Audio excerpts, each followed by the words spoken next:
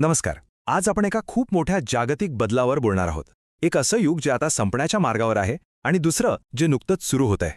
तर मग सुरुवात एका अगदी बेसिक पण महत्त्वाच्या प्रश्नानं करूया. जरा विचार करा, ज्या तेलावर आज आपली अख्खी अर्थव्यवस्था उभी आहे, तेच तेल जर वापरायला खूप महाग झालं, म्हणजे समजा परवडण्याचंच झालं, तर काय होईल? खरं तर हे भविष्य काही फार दूर नाहीये. आपण त्याची एक छोटीशी झलक आजच अनुभवतोय. पेट्रोल डिझेलच्या वाढत्या किमती, इंधनाची टंचाई, हे सगळं त्याच मोठ्या चित्राचे छोटे छोटे भाग आहेत, ज्याबद्दल आपण आज बोलणार आहोत. तर आपला पहिला मुद्दा आहे एक अभूतपूर्व इंधन संकट. आणि हे नीट समजून घ्या की ही टंचाई म्हणजे कदाचित असं होईल अशी शक्यता नाहीये, तर ही एक निश्चित गोष्ट आहे. आणि हा प्रश्न खूप महत्त्वाचा आहे. बघा, आज आपण पेट्रोलच्या किमती वाढल्या की कोणत्या तरी देशाला किंवा कुठल्या तरी घटनेला दोष देतो. पण जेव्हा मूळ स्रोत म्हणजे तेलच कमी व्हायला लागेल, तेव्हा आपण कोणाला जबाबदार धरणार यावर खरंच विचार करायला हवा. इथे एक गोष्ट स्पष्ट करूया. आपण आर्थिक टंचाईबद्दल बोलतोय. याचा अर्थ असा नाही की जमिनीतलं तेल पूर्णपणे संपून जाईल. नाही, याचा अर्थ असा आहे की ते तेल जमिनीतून बाहेर काढून वापरण्याचा खर्च इतका वाढेल की ते इंधन म्हणून वापरणं आपल्याला परवडणारच नाही. बरं, आता जरा काही आकडे पाहूया, म्हणजे आपल्याला कळेल की हे सगळं किती गंभीर आहे आणि आपल्याकडे वेळ किती कमी आहे.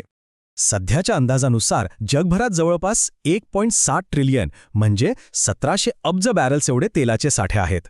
आता हा आकडा ऐकायला खूप मोठा वाटतो, बरोबर? पण इथे खरी गंमत आहे.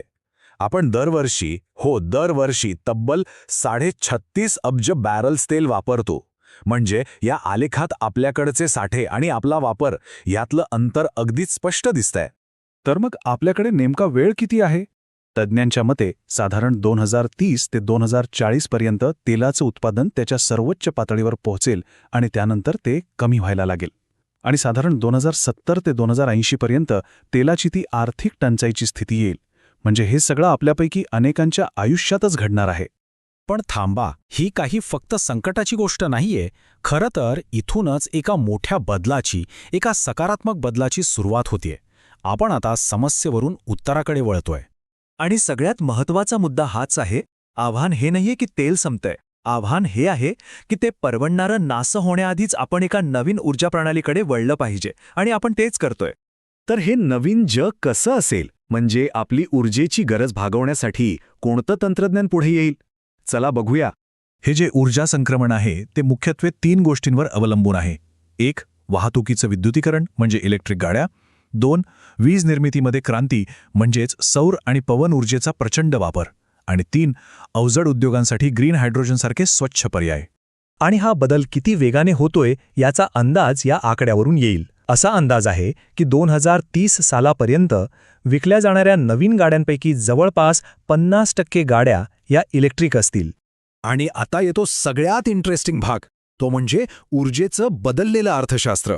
बघा, एका बाजूला आहे पारंपरिक इंधन, ज्याच्या किमती सतत वर खाली होत असतात.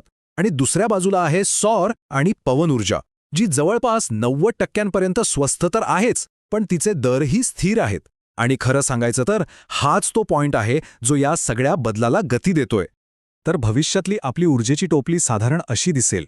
यात सौर ऊर्जा, पवन ऊर्जा आणि ग्रीन हायड्रोजन यांचा खूप मोठा वाटा असेल.